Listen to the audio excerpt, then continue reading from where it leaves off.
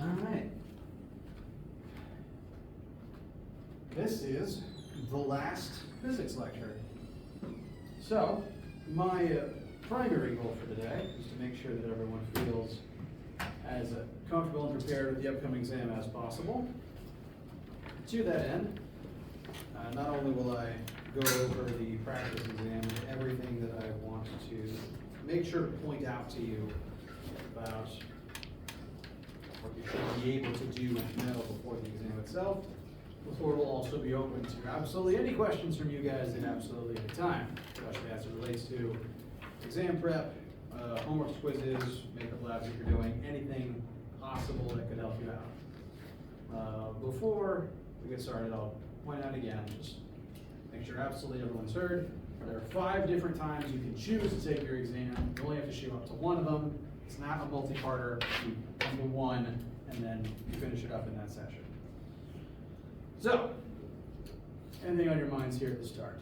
Yes? What are the stars on the first two? The stars mean that those are ones that I added, and they are not normally scheduled for this course.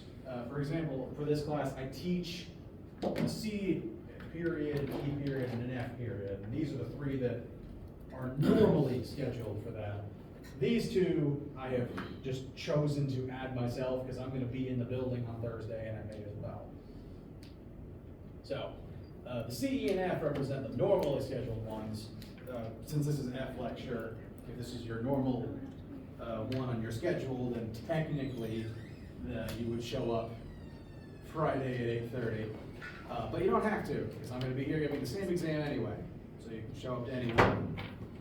I will note, though, I'll be out of town on Friday, so it will still be in this room, but Dr. Owens will be proctoring the 2 Friday times. I will be in this building all day on Thursday instead.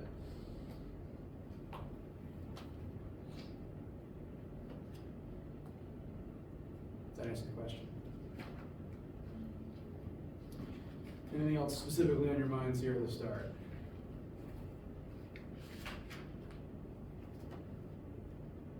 All right. Well, in that case,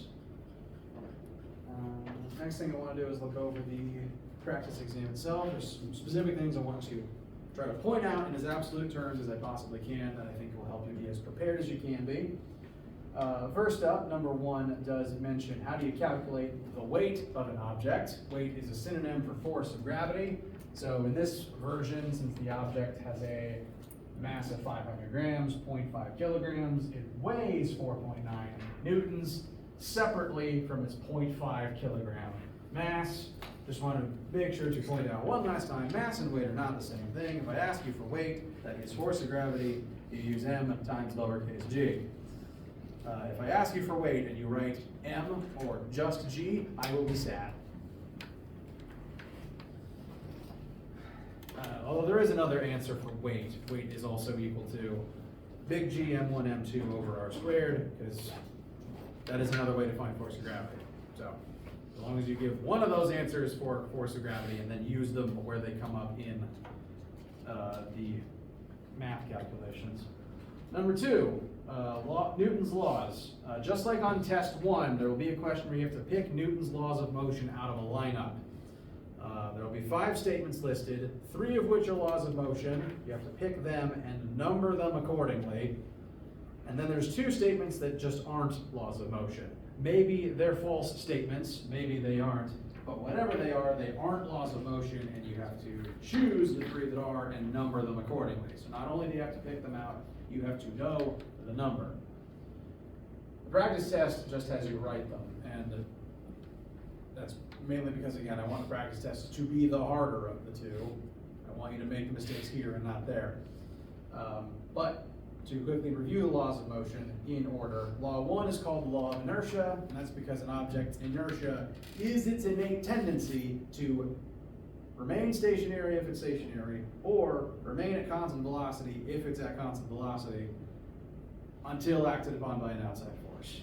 So that is the long version of Newton's first law. It's just the definition of inertia. Second law is F equals ma, but if I was to describe that with words, as you might see on the exam, Newton's second law says that when a net imbalanced force acts on a mass, that will cause the mass to accelerate. And then law 3 is the action-reaction law. For every action force, there's an equal and opposite reaction force. You have to be able to pick them out of the lineup, know the numbers for each, even if they are not written exactly the same way. Again, a lot like test 1.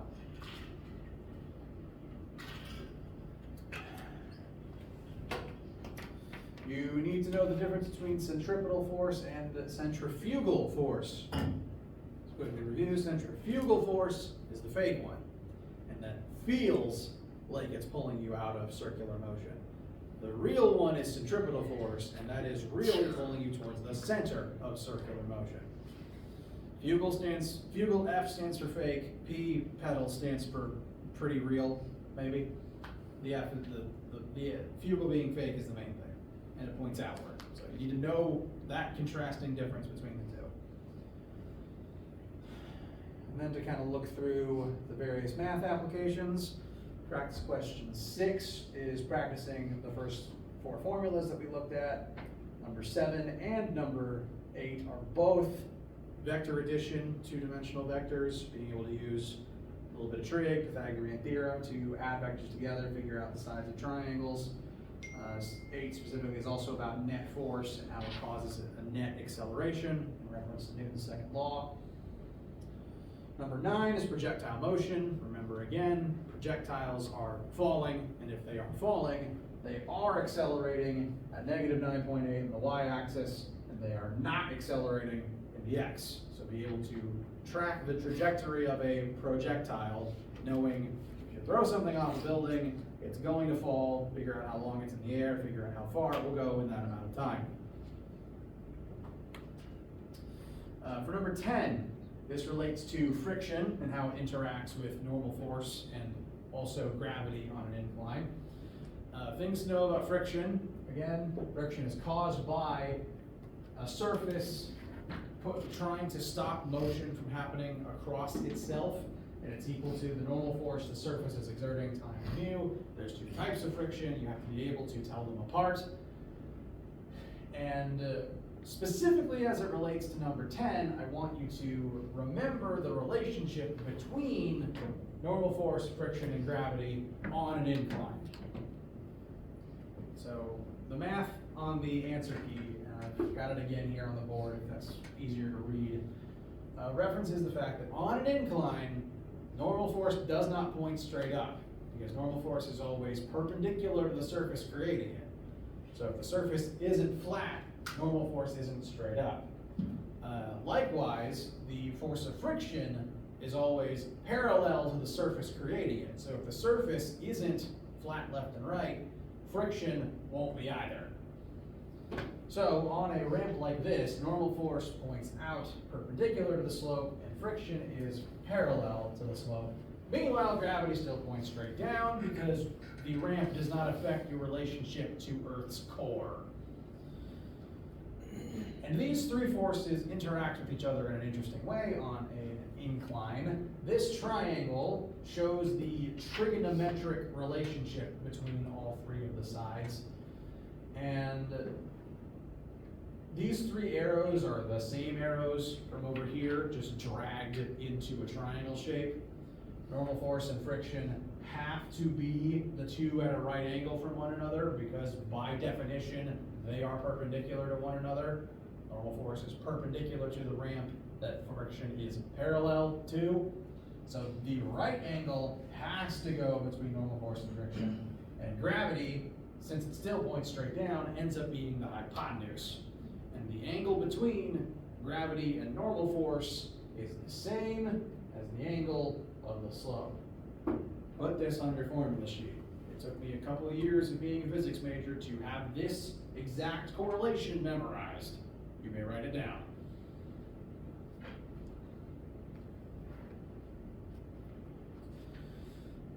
Now, even though normal force is tilted, the value of n here still works in this formula. So use all this information to correlate how friction acts, both normally, but also on a slope.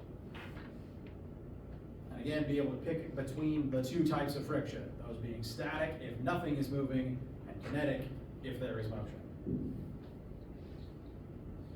Speaking of, number 11 on the practice test does reference that. We've got the kind of a pulley situation where one object's going to get dragged across a table as it's tied to a descending object. That said, one of my earlier sections asked me about this particular question, and it turns out there's a flaw in it somewhere when I was writing it, because you can work it two different ways to get two different answers, and I don't like that.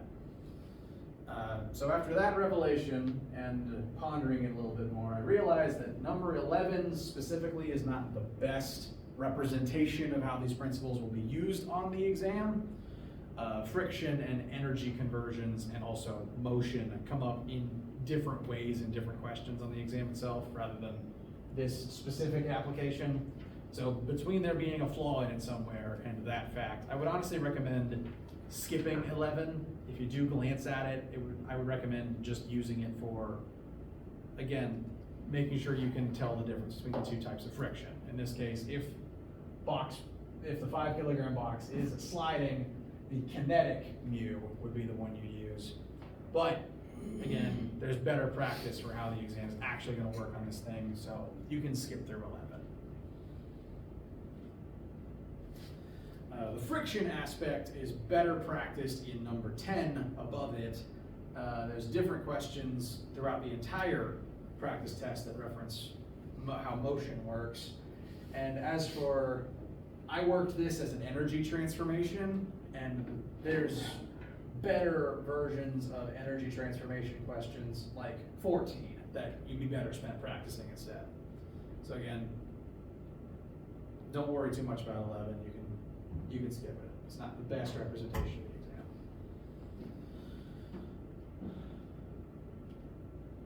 Questions so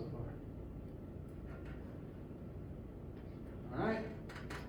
12 is an example of collisions. I do show work for treating it both inelastically and elastically. You do need to be able to know the difference between the two and know how to treat the math accordingly. Inelastically, only momentum is conserved and the objects stick together. So you can only use conservation of momentum for that type, and since it's the same VF, it's the same variable in two places, and you just combine them accordingly. The elastic version, the objects bounce off of each other and kinetic energy is conserved. So you can use momentum, but you can also use conservation of kinetic energy and also this third equation based on conservation of kinetic energy. And oftentimes you'll need to use two equations together, because if you don't know both final velocities, that's two unknowns. So again, review how to do it both ways. And remember the conceptual difference between the two. 13 is an orbit question, and you do have to be able to calculate, say, orbital radius and orbital velocity of an object as it moves around like Earth or something else in space. Main things to remember here is, in space, gravity acts as centripetal force. And in physics, in math, if one thing acts as another, they're equal to each other. So the start of an orbit question in space is always force of gravity equals centripetal force. One is acting as the other, because some real existing force always has to serve the part of centripetal force. Again, it's like a part in a movie. Something has to be cast in that role, and in space, that's gravity. So you get points for just writing this, and then the next step would be filling in the formula for each of those two things on either side. You got the big universal law of gravitation formula here, and you've got one of the two formulas for centripetal force here. Bless you. From here, you just want to proceed accordingly based on what you've been asked to find.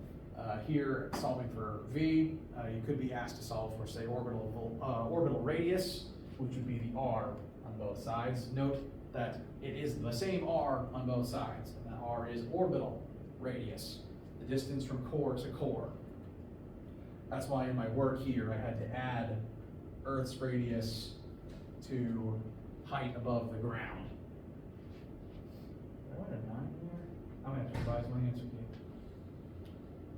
Oh, that's G, never mind. Yeah, so here for R, I used Earth's radius plus height above the ground, because orbital radius is distance core to core, not surface to surface. Main thing though is the R's orbital radius. If I give you orbital radius, or if I ask you for orbital radius, it's just R.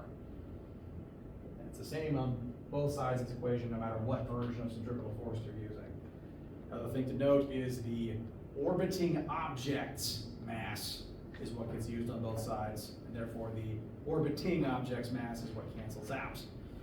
Because the satellite is what is accelerating centripetally. So all of this information, mass of satellite, velocity of satellite, that's why satellite mass canceled out in my work, not Earth's mass. Because the Earth is not orbiting the satellite. That would be very chaotic.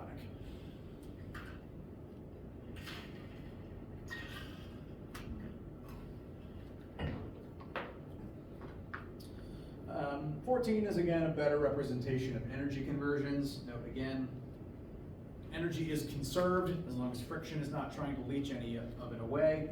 And in this example, I'm trying to demonstrate how energy converts from EPE when the spring is coiled, to KE once the object launches, to GPE once the object reaches its maximum height, and showing the conservation between all three of those stages.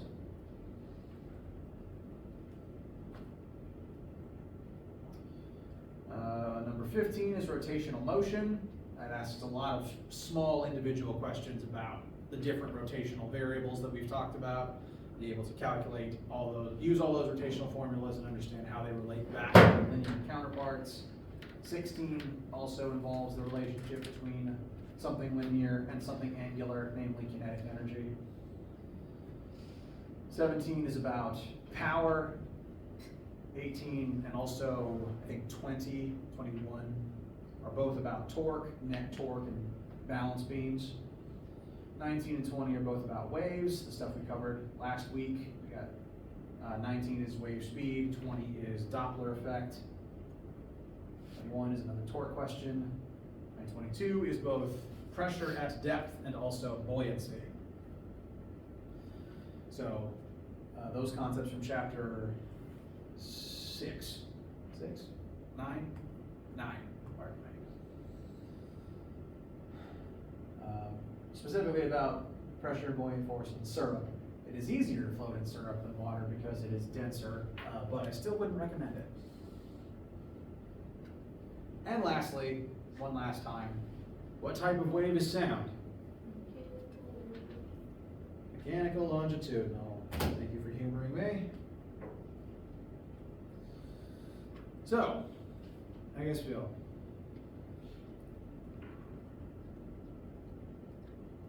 Alright. Point out one more time. This is both longer and more difficult than the exam itself. The exam is 16 questions compared to this one's 23, 22 if you skip 11. And of those 16, 5 of them are concept short answer questions. One of those 5 is Newton's laws again. So I have written it with in mind that you have a time limit. Each question is not written in a way to trick you. It's just, it presents you a situation, calculate, think, move on. And there is, as with the other tests, bonus points built in. It's 210 points out of 200, so still 105 out of 100.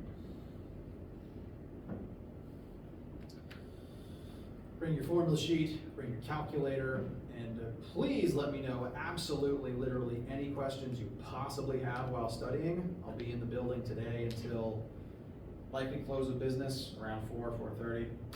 That's my plan. Yes? Is this expected to take just about like 2 hours, or how long? Yes, I'm writing it. I am writing it to take about 1.5 to 2 hours, which hopefully would give everyone the third hour as a buffer zone. If you do have academic accommodations though, make sure to talk, make sure me and Dr. Owens, if he's proctoring your section, know about it to make sure that you get everything you need, including extra rooms and extra times. But yeah, I'm writing it to make sure that you've got some of that time as a buffer to check your work and take a breath. That's the question.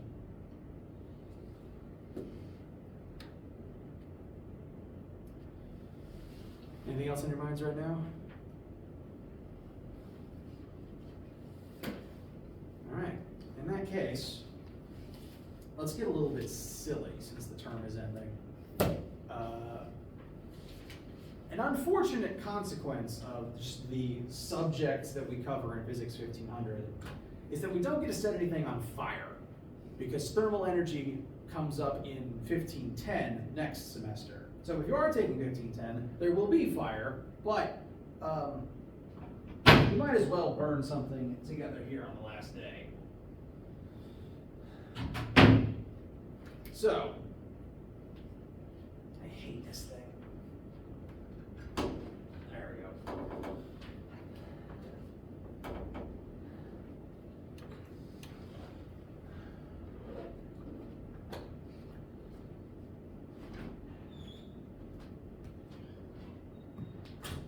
I just turned on the gas, and it is now going to flow into this tube, which has sort of taken the space that the standing wave generator has occupied for the past week. And we're going to use it to still make more standing waves, but instead of on a string, it's going to do with fire. I'm going to let it fill up with gas real quick. The hose is just plugged directly into the tube itself, and the tube has holes in the top so that the gas can flow out of there once the tube itself is full and saturated. So let that sit for a sec while I hit the light. Why did the projector do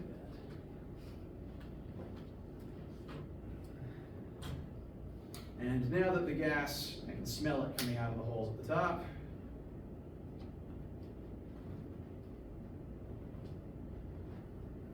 We'll get some nice columns of fire. So this is basically just a really long Bunsen burner, if I'm being honest, because it's just, gas flowing out of the holes due to pressure. However, there's speakers installed on both sides. You can see on this end one, and then one also on the other. And those speakers are connected to the same frequency generators that we've been using all week. We're going to turn these on, and we're going to see what happens when you blast sound through flammable gas. So, because this activity requires higher frequencies than last time, and because this whole tube kind of acts as a resonating chamber, these ones are going to get a bit louder, like to the point where it is totally valid if you need to cover your ears, because pure tones are kind of annoying, if I'm being honest. So I'm going to kick the two speakers on one at a time. They're going to start at 100 hertz, which is again pretty low.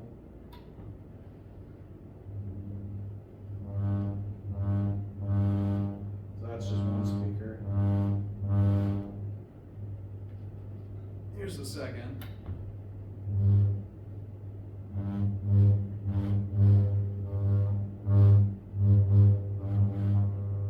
I can control the amplitude too. And just by the waves being on, if I crank up the amplitude, the wave itself actually does push the gas out faster than it normally wants to go. Because again, sound is a longitudinal mechanical wave. Mechanical meaning it requires a medium, and right now the medium it's using is gas and subsequently fire. And longitudinal means that the wave vibrates in the same axis as it travels in. It's a little pressure pulse. So this speaker, when it creates a sound wave, creates pressure pulses in and out in the same axis as the length of the tube itself. And since it's a mechanical wave, it's going to affect the motion of the medium it's traveling through. And since it's longitudinal, it's going to create pockets of high pressure and low pressure. The high pressure pockets, if I crank the amplitude up, physically force the gas out of the tubes faster than it would normally go, because pressure is force over the surface area of the exit holes.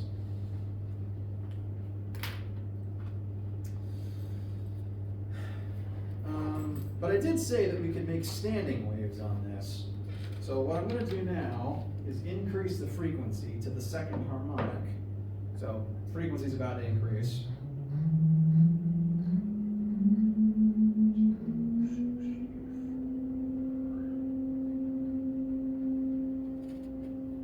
So frequency is increased. I've got both speakers matching right now. I'm going to increase the amplitude just a little bit.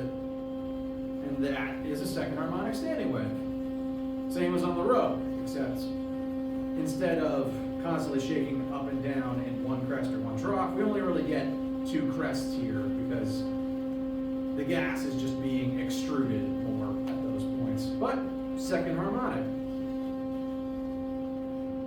And I can increase that to third.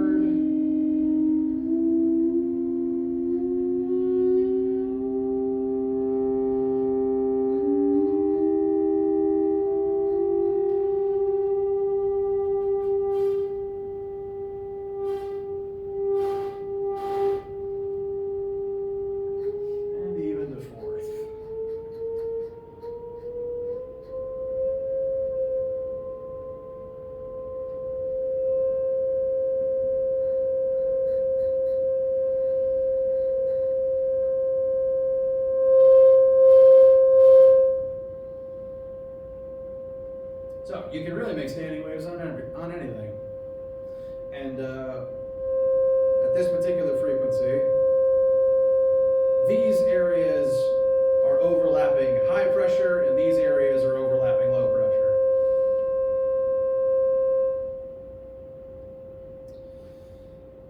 This device is called a Ruben's tube. It's spelled like a sandwich but without the E. It's R-U-B-E-N. And if you look up Ruben's tubes online, it's the same basic thing. It's just a tube filled with gas, holes in the top, and then speakers on either sides. And you can make standing waves on it out of fire. Some people build them to play music through, and the fire actually does dance along with the frequencies of the music. I cannot play sound files through this, unfortunately. But what I can do is create a beat, which, in terms of what the physics definition of that, happens when two differing frequencies overlap, and it causes a weird constructive interference pattern.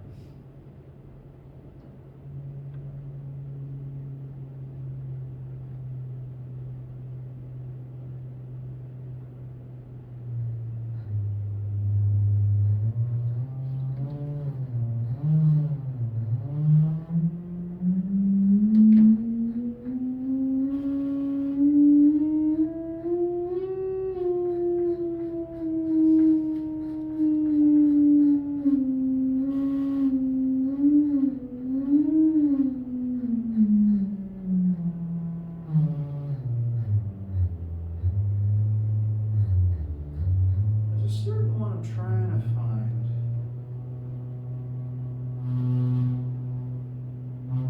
There it is.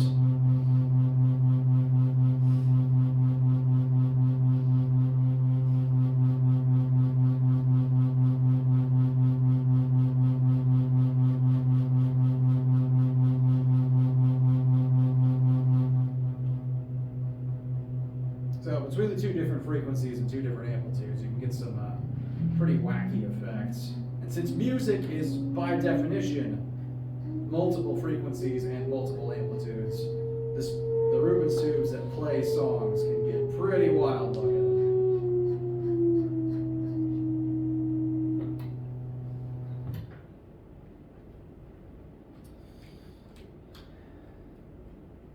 Now I don't have audio on the projector, unfortunately, but I can at least show you. For starters, the gas coming off of the fire does this to the projection, which I just think is cool looking, but I'm biased.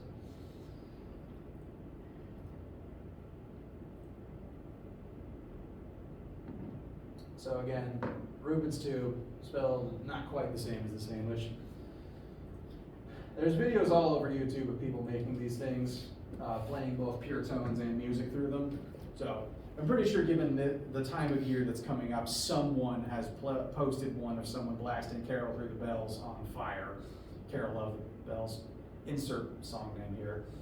But some people also make Ruben's boards, which is to say, instead of a tube and one line of fire, it's a flat board covered with holes that makes a two-dimensional plane of fire. So there's some really cool videos of this if you get bored while studying.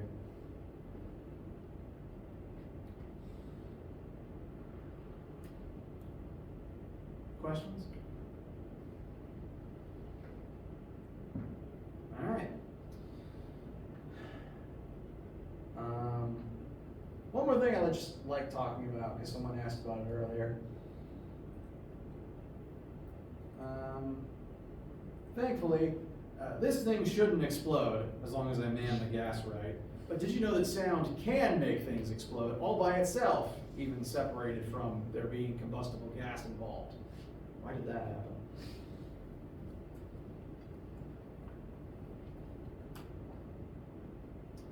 I'm sure you've at least heard reference to the fact that an opera singer can sing at glass until it shatters, correct? I guess the last thing I will teach you, it's not on the exam, but I think it's cool. Last thing I'll teach you about is something called resonant frequency. So another sound concept. This is the idea that every object has one specific frequency that it really likes to vibrate at. And most of the time that'll be the frequency that it makes when you strike it, because everything makes a different sound. If you've ever had a tuning fork, for example, they are designed to play very specific frequencies when you strike them. And an object's resonant frequency is so powerful that if you take two tuning forks of the same frequency, strike one, and just hold it near the other, they're not even touching, but they're just near each other, the sound coming off of one, matching the frequency of the other, will make the other start shaking even if they're not touching. Whatever something resonant frequency is, it wants to vibrate at that frequency, and it's very easy to make it vibrate at that frequency. So when the opera singer sings at the wine glass at just the glass's correct resonant frequency, the glass is going to start vibrating along with the sound waves. And glass isn't really supposed to vibrate, so the object just physically starts flexing and bending in ways that aren't quite natural until the amplitude rises to the point where the glass just shakes itself apart. It literally bends beyond what it can recover from.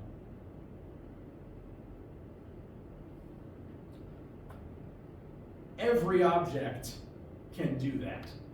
Every object has a resonant frequency. It includes glass, and it unfortunately includes architecture. This is the Tacoma Narrows Bridge, also known as Galloping Gertie, old name for an old bridge. And this thing was so poorly constructed that the wind managed to drive it at its resonant frequency. This is what happens when engineers don't take physics classes. That is a car, by the way, on the bridge. It's a little hard to see in this shot, but it is being swept up and down about equal to its height. So at any given point, the sides are dipping 5 feet up and 5 feet down, or maybe 6. Point is, bridges aren't supposed to do that. Everything will shake at its resonant frequency until you either stop the frequency that is causing it to shake, or until the amplitude increases to the point where the object cannot cope and it shakes itself apart. Literally, a bridge was killed on its opening day by sound.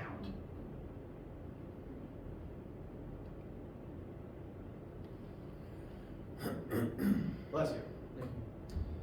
So, that's why physics is important.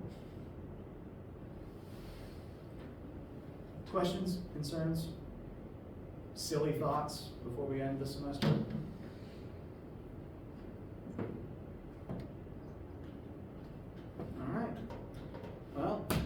let me know if you guys need anything while you're studying, or in general. And please know that it's been an honor getting to teach you this semester. I think you guys are going to do great on your exam. Email me or hunt me down if you have any questions. I probably said that already. And please have a wonderful day.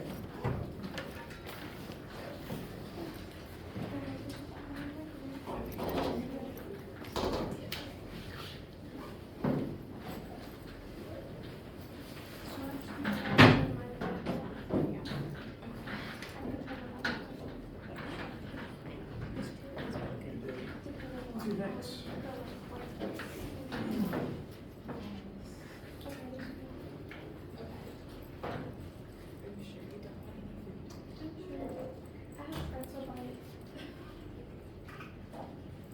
Hi, I was gonna take the thing for the lab. Yes, thank you.